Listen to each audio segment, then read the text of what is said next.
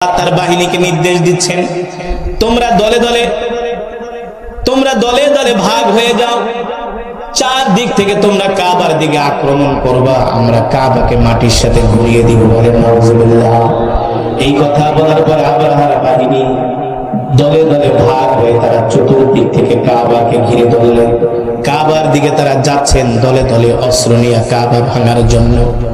এই দৃশ্য দেখার পরে আব্দুল মুত্তালিব সইতে পারলেন না, তিনি দৌড়ে গেলেন কাবার সামনে। কাবার দরজার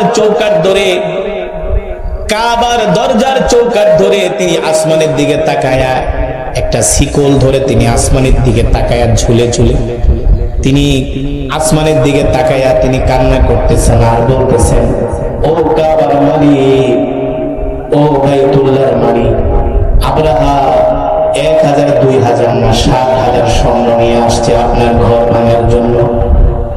এই আবরাহার সাথে আমি যুদ্ধ করে আপনার ঘর আমি হেফাজত করতে পারবো না। আমি তো আপনার ঘরের একজন খাদেম মাত্র, আমি তো দুর্বল, আপনি তো সবল, ঠিক কিনা বলো? আপনি তো সারা পৃথিবীর মালিক, একচ্ছত্র ক্ষমতার মালিক আল্লাহ। আপনি আপনার ঘরকে হেফাজত করে, আপনি আপনার ঘরকে সাহায্য করেন। আল্লাহু আকবার। আব্দুল মুত্তালিব কাবার চৌকাঠের উপরে দাঁড়ায়া শিকল ধরে তিনি আসমানের দিকে তাকায়া তাকায়া কান্না করতেছেন। আবরাহার বাহিনী তাকায়া দেখে আব্দুল মুত্তালিব আসমানের দিকে তাকায়া আছে। আবরাহার বাহিনী বলে, আব্দুল মুত্তালিব যতই কান্দো কোনো লাভ হবে না, আজকে আমরা তোমাদের ঘর ভাঙবই। বলেন নাউজুবিল্লাহ। আল্লাহ তাআলা কোরআনুল কারীমের মধ্যে সূরা নাজিল করে দিলেন, সূরাতুল ফিল। আলাম তারা কাইফা ফাআলা রাব্বুকা বিআসহাবিল ফিল আলাম ইয়াজআল কাইদাহুম ফি তাদলিল ওয়া আরসালা আলাইহিম তায়রান আবাবিল। আল্লাহু আকবার। ওয়া আরসালা আলাইহিম তায়রান, তায়রান মানে পাখি। তায়রান মানে কি? আল্লাহ তাআলা কোরআনে স্পষ্ট করে দিয়েছেন আমি কোন পাখি পাঠিয়েছি, আবাবিল পাখি। আল্লাহু আকবার। নবী আপনি দেখেননি? দেখেন না আমার কোরআন কি বলছে? আপনি পৃথিবীতে আসবেন, আপনি আসার আগে এই পৃথিবীর মধ্যে যত অত্যাচারী আছে সবগুলোকে আমি মাটির সাথে মিশিয়ে দিয়েছি। আল্লাহু আকবার। আবরাহা এসেছে আমার ঘর ভাঙার জন্য, আপনি এখনো পৃথিবীতে আসেন নাই। আবরাহাকে ধ্বংস করাই মানে আপনি পৃথিবীতে আসছেন এই জালেমগুলোকে। অকুল জাল হক ওয়া যাহাকাল বাতিল ইন্নাল বাতিলা কানা যাহুকা। যেহেতু হক আসতেছে, বাতিল আর পৃথিবীতে থাকতে পারবে না। ঠিক কিনা বলো? হক আসতেছে, হককে আল্লাহ রাসূল, হককে আল্লাহ রাসূল, আর বাতিল হলো আবরাহার। ঠিক কিনা বলেন? বাতিল হলো আবরাহারা, আল্লাহ রাসূল আসতেছে। তার মানে আল্লাহ তাআলা পৃথিবী থেকে বাতিলদেরকে শেষ করে দিবেন, ধ্বংস করে দিবেন। ঠিক আবরাহার বাহিনী যখন বাইতুল্লাহ আক্রমণ করবে, আল্লাহ তাআলা পাখি পাঠায় দিলেন, আবাবিল পাখি। এক একটা পাখির 2টা করে পা। কয়টা? 2 পায়ের মধ্যে 2টা পাথর, আর ঠোঁটের মধ্যে এক একটা পাখি 3টা করে পাথর নিয়ে আসলেন আবরাহার বাহিনীকে ধ্বংস করার জন্য। কি করলেন? চতুর্দিক থেকে ঝাঁকে ঝাঁকে পাখি এসে আবরাহার বাহিনীকে চতুর্দিক থেকে গ্রাউ করে ফেললেন, ঘিরে ফেললেন। আল্লাহু আকবার। আর এক একটা পাথর, যে পাখি যে পাথর নিয়ে এসেছিল, ইতিহাস বলে সরিষা ছিলেন, সরিষার চেয়ে আরো ছোট, অণু থেকে অণু, বিন্দু বিন্দু, সরিষার চেয়ে ছোট এমন পাথর নিয়ে আবাবিল পাখিগুলো আসলেন। আচ্ছা আপনারই বলুন, এত ছোট পাথরে কখনো মানুষের উপরে মারলে মানুষের কিছু হয়? আসলে মূলত এগুলো তো পাথর না, এগুলো হলো আল্লাহর গজব। এগুলো কি? আল্লাহ তাআলার গজব। এই যে পৃথিবীতে করোনা ভাইরাস আসছিল, ঠিক না? ভাইরাস দেখাও যায় না, ধরাও যায় না, ছোঁয়াও যায় না, মাগার যারে ধরছে তারে কিন্তু ছাড়ে নাই। ঠিক কিনা বলুন? এগুলো গজব, এগুলো আযাব। আল্লাহ তাআলা আবাবিল পাখিকে নির্দেশ দিলেন, এক একটা পাখি পাথর মারল আবরাহার সৈন্যের উপরে, মাথা দিয়ে পড়েছে আর পিছন দিয়া বের হয়েছে। যেখান দিয়ে পড়ছে সেখান থেকে মাংস খসে গিয়েছে। যেই সৈন্যের উপরে এক একটা পাথর পড়েছে সে সেই জায়গায় মাটির মধ্যে লুটিয়ে সেখানেই ধ্বংস হয়ে গেছে। ঝাঁকে ঝাঁকে আব্রাহার বাহিনী, হস্তি বাহিনী সেই দিন মাটির মধ্যে লুটিয়ে পড়েছিল। আর ওই যে 13টা হাতি, মনে আছে কয়টা হাতি? এই হাতিগুলোকে সৈন্যরা নিয়ে যাচ্ছে কাবার ভাঙার জন্য। তারা যতই হাতিকে সামনে নেয় তত হাতি পিছে আসে। এক পর্যায়ে ইতিহাস লেখে যারা হাতির ওই মাহুত ছিলেন যারা হাতি পরিচালনা করতেন, ওদেরকে এক পর্যায়ে হাতি কি করছে, তাদের হাতির সুর দিয়া পেঁচিয়ে পায়ের নিচে নিয়ে একেবারে একদম বেলের মতো এক পা দিয়ে এক বাড়ি মারছে, শেষ। আল্লাহু আকবার। ওরা জানে না এই হাতির মালিক কে। হাতি কি আব্রাহা সৃষ্টি করেছেন? জোরে বলুন, হাতি সৃষ্টি করেছেন কে? আরো জোরে বলুন কি? হাতির মালিক হলেন আল্লাহ রাব্বুল আলামিন। ঠিক কিনা বলুন? আব্রাহা হাতির মালিক না। আব্রাহার কথা হাতি শোনে না। হাতি শোনে কার কথা? আরো জোরে বলুন কার কথা? হাতি শোনেন আল্লাহ তাআলার কথা। ঠিক কিনা বলুন? এবার আব্রাহার বাহিনীকে আল্লাহ তাআলা এমন ভাবে ধ্বংস করলেন, পৃথিবীর ইতিহাস থেকে ওদের নাম নিশান আল্লাহ তাআলা মুছে দিলেন। যখন আব্রাহার বাহিনী পরাজিত হয়ে চলে গেলেন, আব্দুল মুত্তালিব কাবা দেখার জন্য তিনি আসলেন। কাবার ছাদের উপরে উঠলেন আল্লাহ তাআলা শুকর আদায় করার জন্য। তখন সন্ধ্যার সময়, কেবল অন্ধকার হয়ে আসছে সারা পৃথিবী। এই সময় আব্দুল মুত্তালিব কাবার ছাদে উঠে যখন পূর্ব দিগন্তে তাকালেন, দেখলেন পূর্ব দিক থেকে একটা আগুনের স্ফুলিঙ্গ উঠতেছে, একটা আগুনের গোলার মতো উঠতেছে। সেই আগুনের গোলাটা পুরো আরব অঞ্চলটাকে আলোকিত করে দিচ্ছে। আল্লাহু আকবার। পুরো আরব অঞ্চলের মধ্যে যা কিছু আছে স্পষ্ট করে দেখা যাচ্ছে।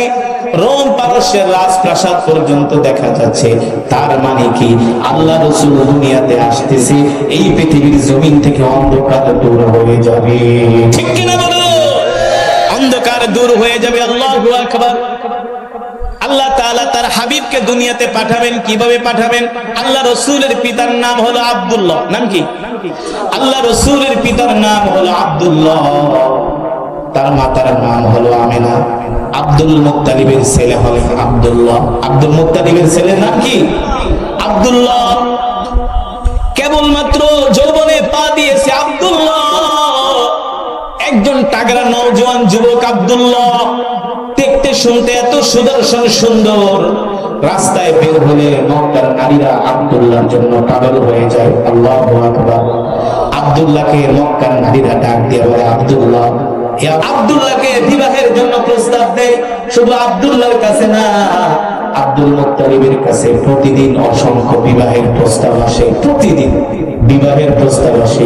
এই আব্দুল মুত্তালিব, আপনার ছেলে আব্দুল্লাহর সাথে আমি আমার কন্যাকে বিয়ে দিতে চাই, বিনিময়ে যা চান তাই দিব, তারপর আপনার ছেলেটাকে আমার কাছে ভিক্ষা দেন। আল্লাহু আকবার।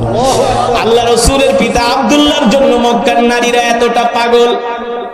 আব্দুল্লাহ ডাক দিয়া বলে, মক্কার রমণীরা, এই মক্কার জমিনে তো যুবকদের অভাব নাই, তোমরা আমার জন্য কেন এত পাগল? মক্কার রমণীরা ডাক দিয়া বলে, আব্দুল্লাহ, তোমার চেহারার মধ্যে, তোমার কপালের মধ্যে কি যেন দেখা যায়। এটাই হলেন আল্লাহ রাসূল। তোমার কপালের মধ্যে কি যেন একটা আলোকিত দেখা যায়। এমন সুন্দর দৃশ্য, এমন সুন্দর আলো, এমন সুন্দর আমরা কোন যুবকের চেহারার মধ্যে দেখতে পাই না। আল্লাহু আকবার। কিন্তু হযরত আব্দুল্লাহ তো আর যেন তার মহিলাকে বিয়ে করতে পারবে না। ঠিক কিনা বলেন? আব্দুল্লাহর ঘরে আসবেন পৃথিবীর শ্রেষ্ঠ নবী। আল্লাহু আকবার। আল্লাহ রাসূলের পিতা আব্দুল্লাহর সাথে হযরত আমিনার বিয়ে হয়ে গেল। কারো কোনো কন্যাকে আব্দুল মুত্তালিব গ্রহণ করলেন না। হযরত আমিনার সাথে আল্লাহ রাসূলের পিতা আব্দুল্লাহ বিয়ে হয়ে গেল। আল্লাহু আকবার। এবার 3 দিন পর্যন্ত আব্দুল্লাহ ঘর থেকে বের হয় না। যখন 3 দিন পরে ঘর থেকে বের হলেন, আরবের রমণীরা বলে, চলো চলো আব্দুল্লাহকে একটা নজর দেখে আসি। এবার আরবের রমণীরা আব্দুল্লাহর বাড়ির সামনে ভিড় জমিয়েছে। আব্দুল্লাহ ডাক দিয়া বলে, বিয়ার আগেও যারা জ্বালিয়েছো, এবার বিয়ার পরে আবার জ্বালাচ্ছ, কারণটা কি? তোমরা এখন আমার বাড়ির সামনে ভিড় জমাও, কারণটা কি? আরবের রমণীরা ডাক দিয়ে বলে, আব্দুল্লাহ, বিয়ের আগে তোমার কপালের মধ্যে কি যেন একটা সৌন্দর্য দেখেছিলাম, আব্দুল্লাহ এখন আর তোমার কপালের মধ্যে সৌন্দর্যটা নাই, তার মানে এখন আমাদের কাছে তোমার কোনো মূল্য নাই, এখন তোমার কোনো মূল্য আমাদের কাছে নাই। কি যেন একটা সৌন্দর্য দেখেছিলাম তোমার কপালের মধ্যে, একটা আলোকিত, যেটা দেখলে যে কোনো রমণী পাগল হয়ে যেত। আল্লাহু আকবার। আল্লাহ রাসূলের পিতা আব্দুল্লাহ হযরত আমিনার সাথে বিবাহ হলেন আল্লাহ তাআলার কুদরতে। আল্লাহ রাসূলকে আল্লাহ তাআলা হযরত আমিনার গর্ভে পাঠিয়ে দিলেন। 2 মাস পরে আব্দুল্লাহ চলে গেলেন ব্যবসা করার জন্য সিরিয়ায়।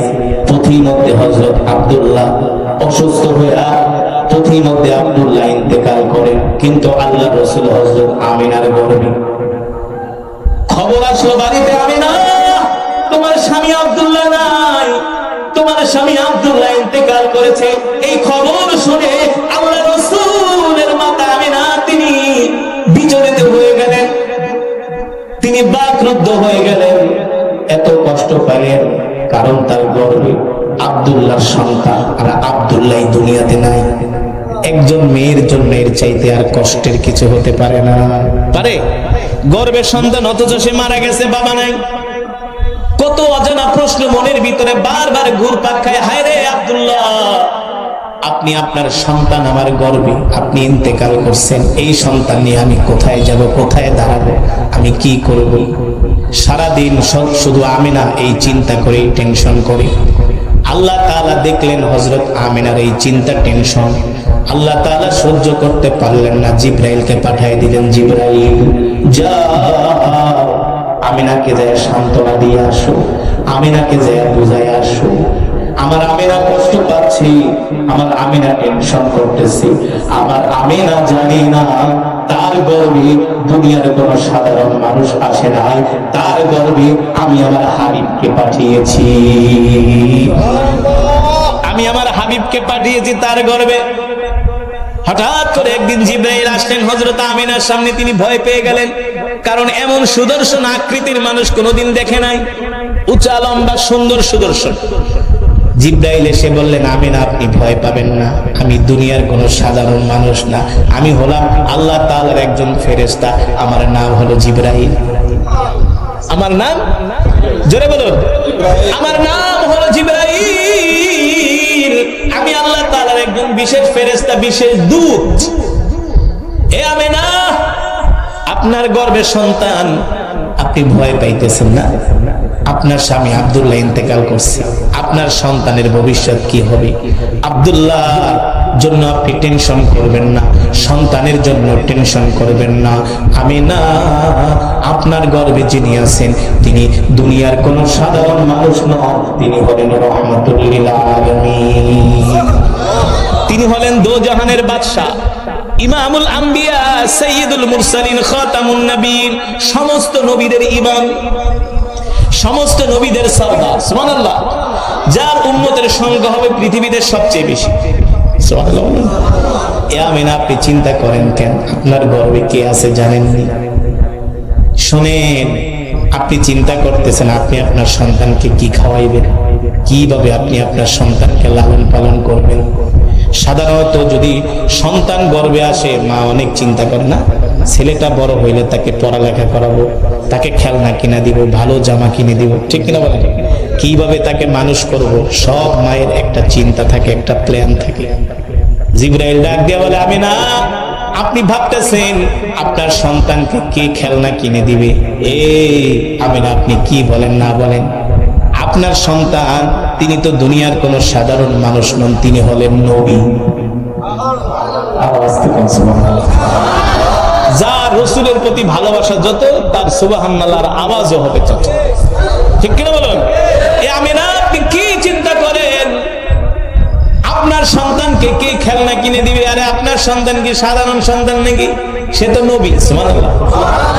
আরে মাটির খেলনা যদি আপনার সন্তানের হাতে দেন, মাটির খেলনা ভেঙে যাবে, ঠিক কিনা বলুন?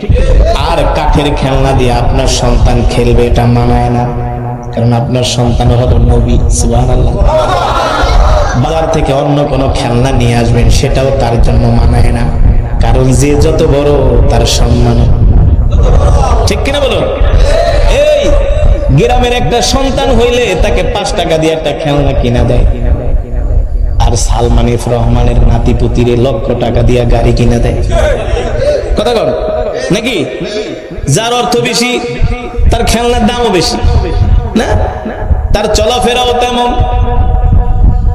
জিবরাইল ডাক দেওয়া, আপনি কি বলেন না বলেন, আপনার সন্তান দুনিয়ার সাধারণ খেলনা দিয়ে খেলবে, এটা হতে পারে না। আমি না শোনেন, আপনার সন্তানকে খেলনা করার জন্য, খেলা দেওয়ার জন্য, আনন্দ দেওয়ার জন্য দুনিয়ার কোন সাধারণ খেলনা আপনার হাতে, আপনার সন্তানের হাতে থাকবে, সেটা মানায় না, মানায় না। আমি না, আপনার সন্তানের সাথে খেলা করার জন্য আল্লাহ তাআলা আসমান থেকে চাঁদ পাঠিয়ে দিবে।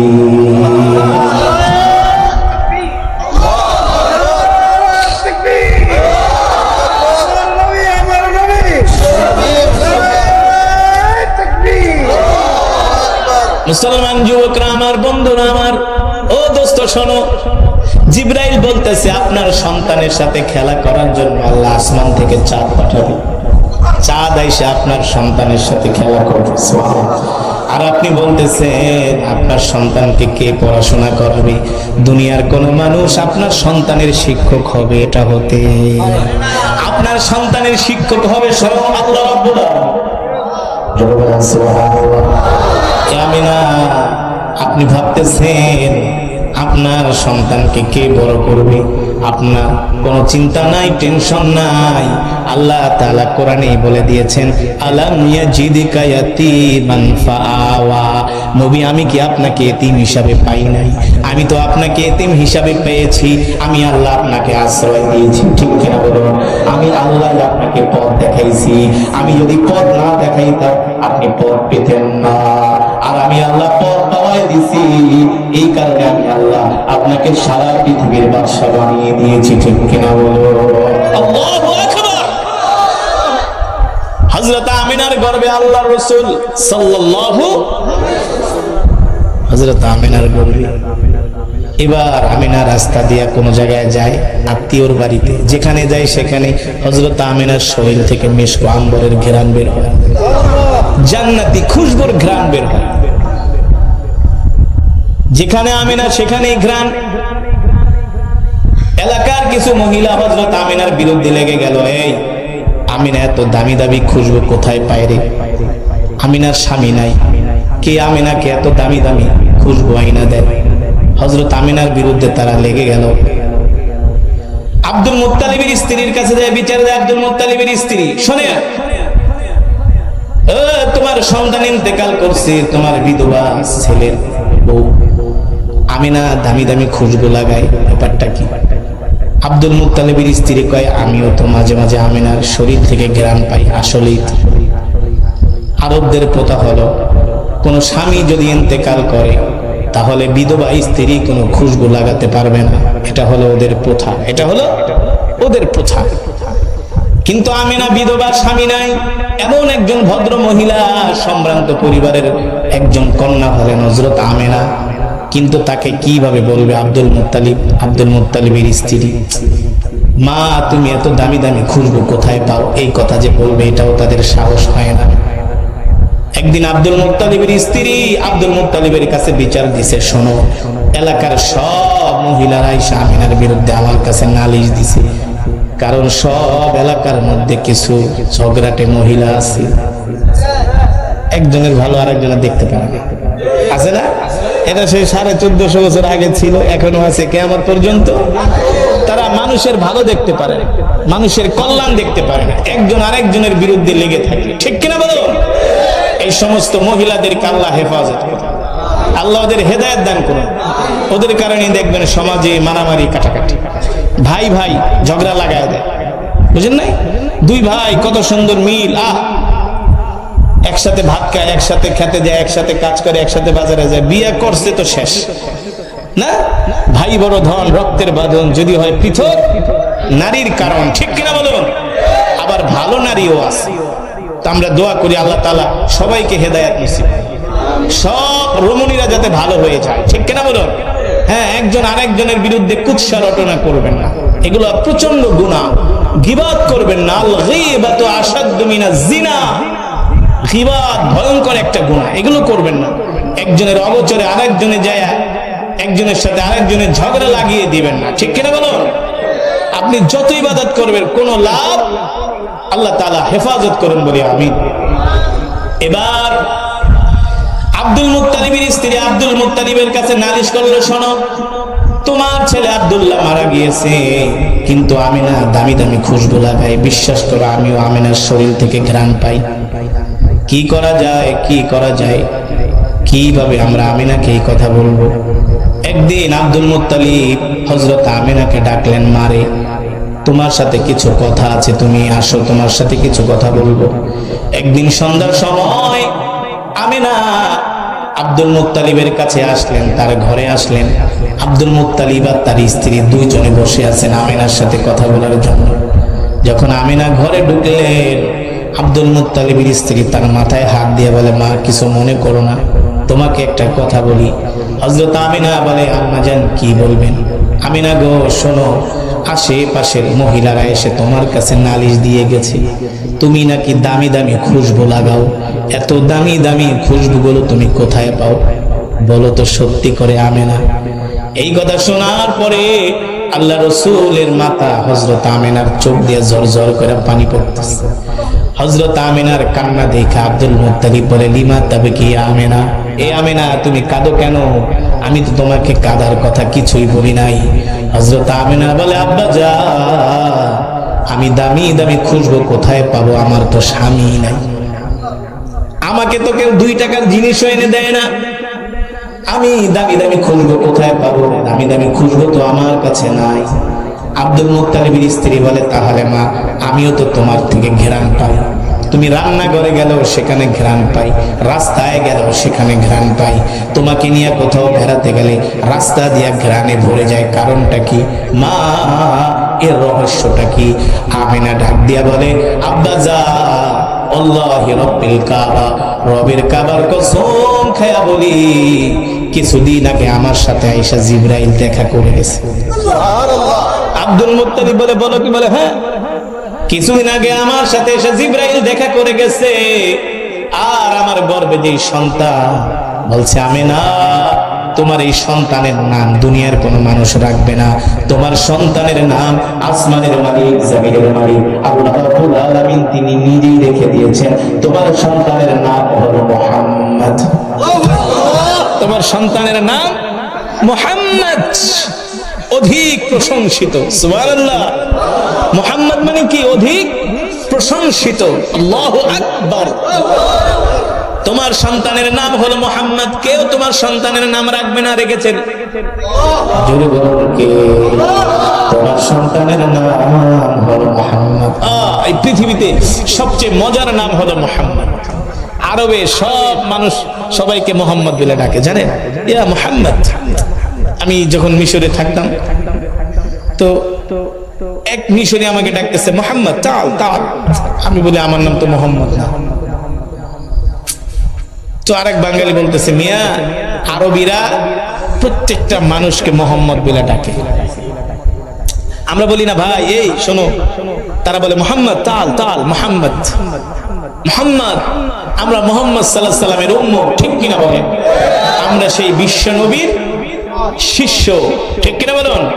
আমরা সেই বিশ্ব নবীর উম্মত। আল্লাহু আকবার। আপনাদের কষ্ট হচ্ছে? হ্যাঁ, বয়ান চলবে বেশি না, 10 মিনিট। 10 মিনিটে আমরা মোনাজাত দিয়ে দিব ইনশাআল্লাহ। কেউ উঠাউঠি করবে না, এই বসো, এই বসো, হ্যাঁ সমস্যা নেই, বসেন। বয়ান চলবে তো? তাহলে উঠাউঠি করা যাবে না। বয়ান ভাল লাগতেছে? তাহলে জমে জমে বসতে হবে ইনশাআল্লাহ।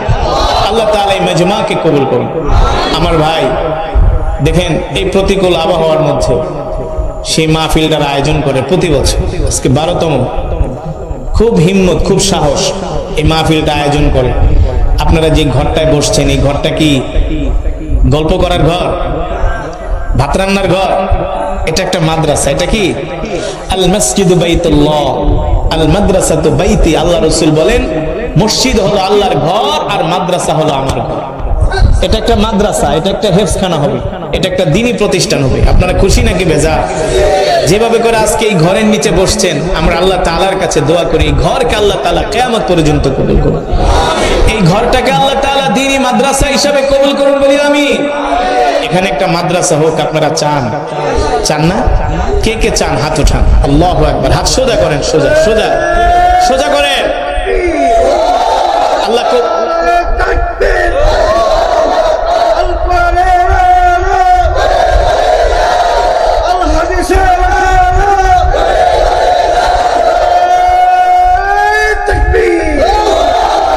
মাশাআল্লাহ, হাত নামান। আল্লাহ তাআলা এই ঘরকে কবুল আর মঞ্জুর করুন। এই ঘরটা করতে যত ধরনের সহযোগিতা আপনারা করবেন ইনশাআল্লাহ, কিন্তু দলাদলি মারামারি কাটাকাটি পিছে লাগেন না, কারণ আল্লাহর ঘর নবীর ঘর যত হবে ততই সমাজের জন্য ভালো। একটা মাদ্রাসা হবে, এটা আপনার জন্য আরো ভালো। আপনি ইন্তেকাল করলে মাদ্রাসার ছাত্ররা আপনার জানাজায় শরীক হবে, আপনার কবরের কাছে যায় দোয়া করবে। এতে কোনো লস আছে? লস নাই। মাদ্রাসাকে সবাই ভালোবাসবেন। মাদ্রাসা সবার ঘর। মাদ্রাসা কোনো দলের না, কোনো ব্যক্তির ঘর নয়, এটা আল্লাহ রাসূলের ঘর। ঠিক কিনা বলো?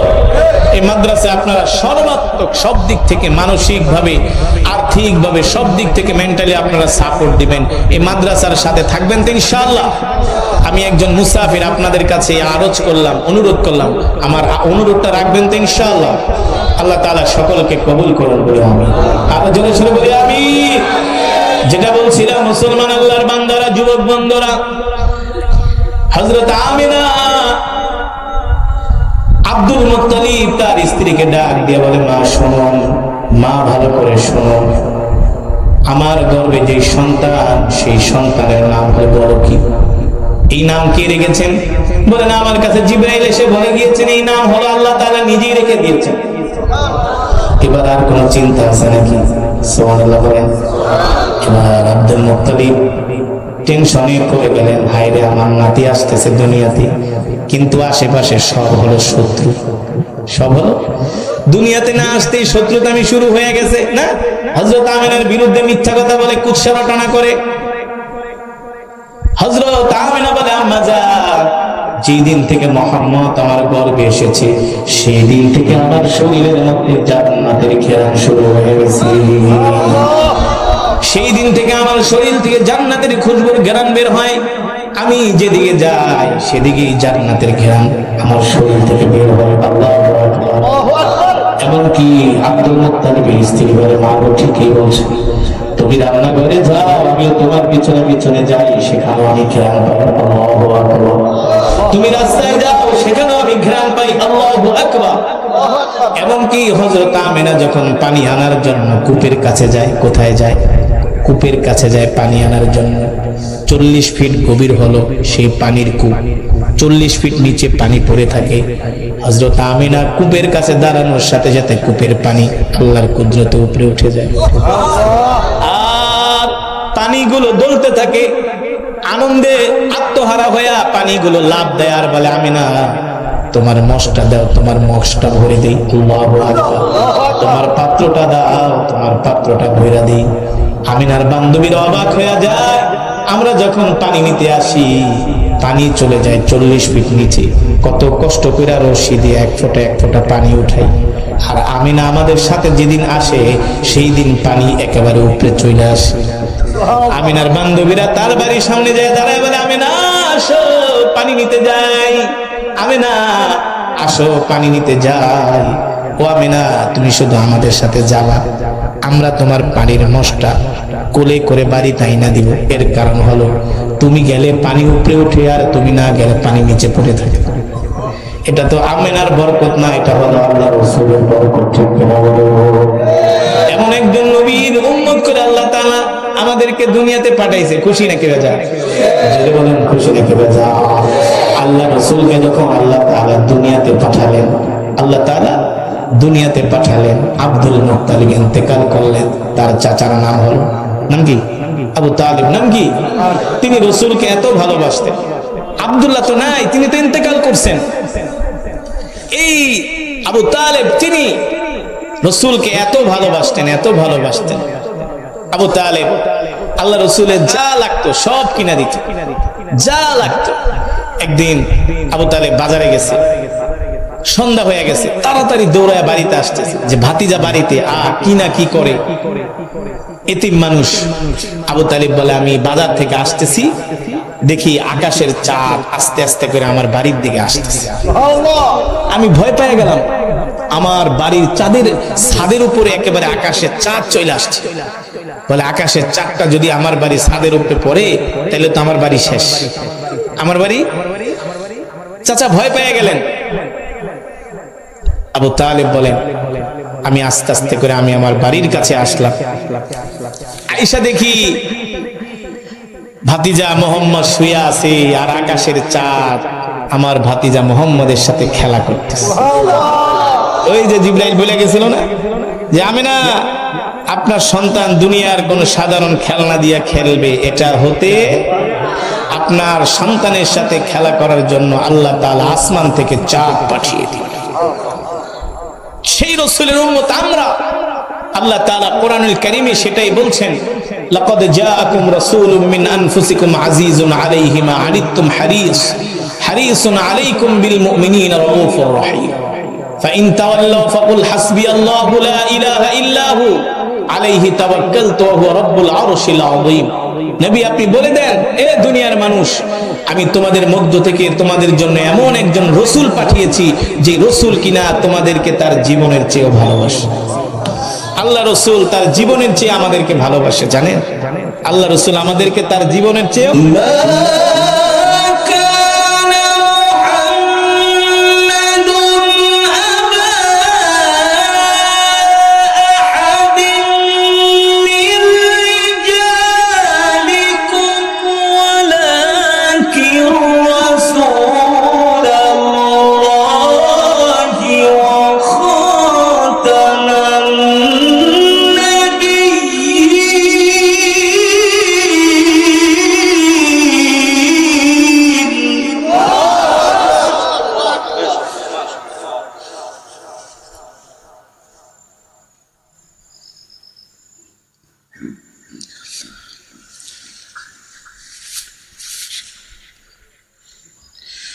ولكن رسول الله وخاتم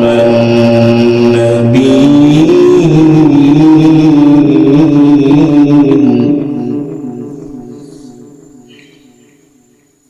وكان الله بكل شيء عليما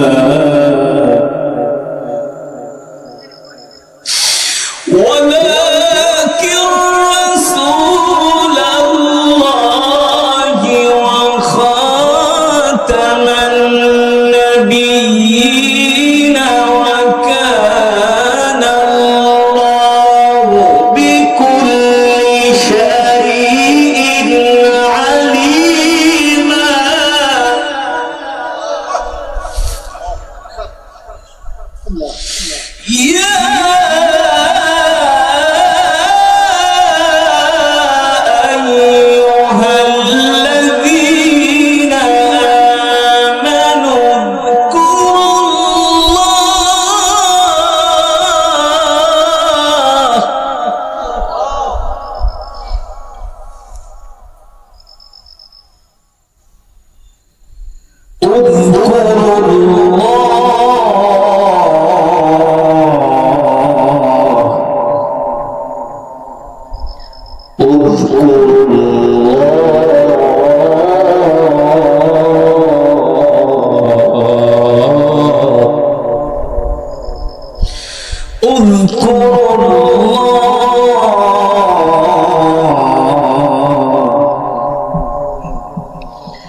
اذكروا الله ذكرا كثيرا وسبحوه بكرة وأصيلا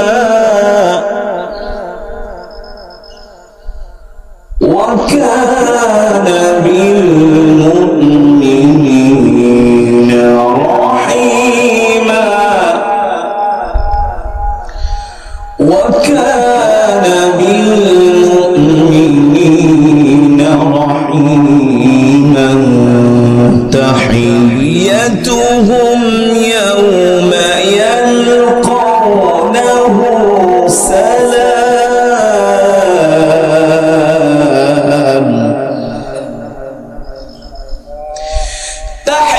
تحيتهم يوم يلقونه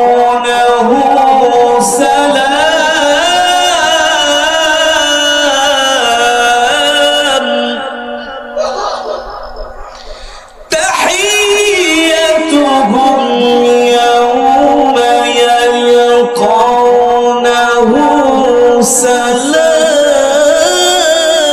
سلام سلام وأعد لهم أجرا كريما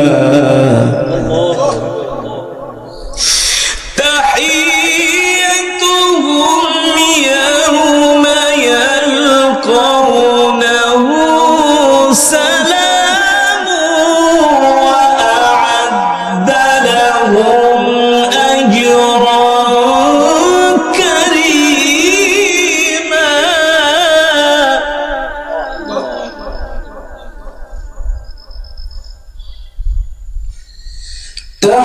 تحيتهم يوم يلقونه سلام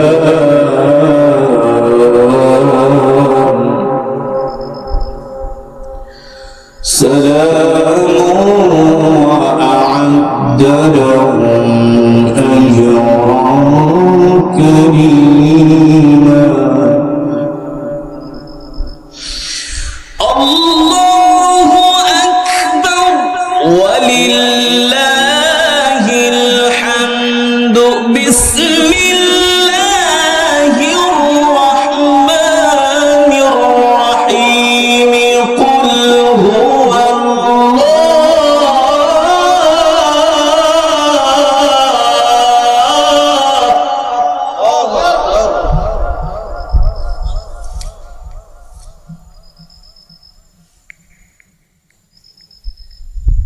قل هو الله أحد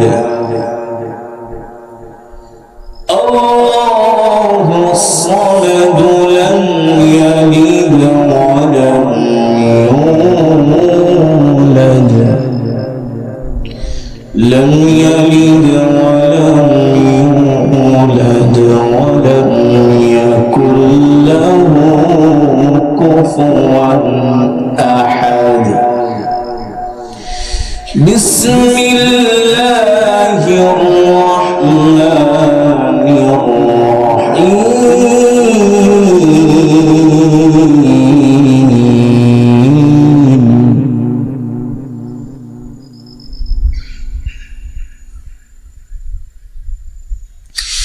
قل هو الله أحد الله الصمد لم يلد ولم يولد ولم يكن له كفوا أحد بسم الله الرحمن الرحيم قل هو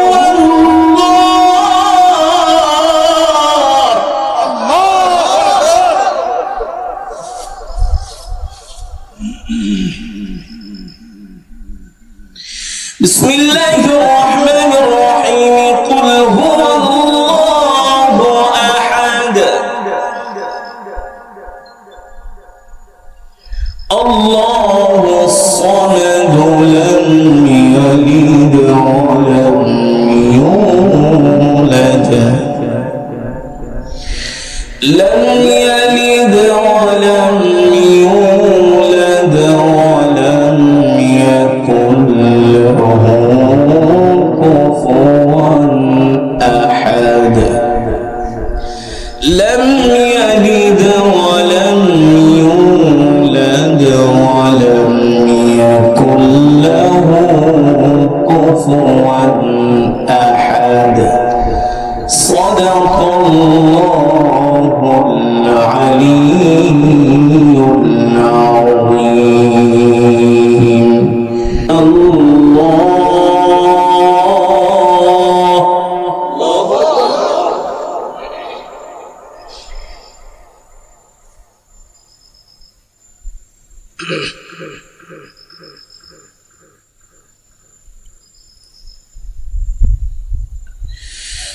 سنة الله في الذين خلوا من قبل وكان أمر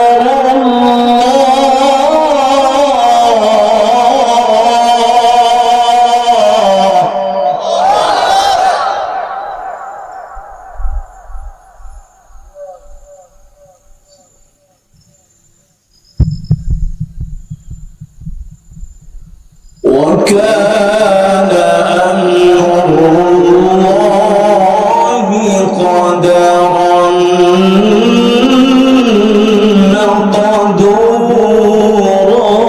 مقدورا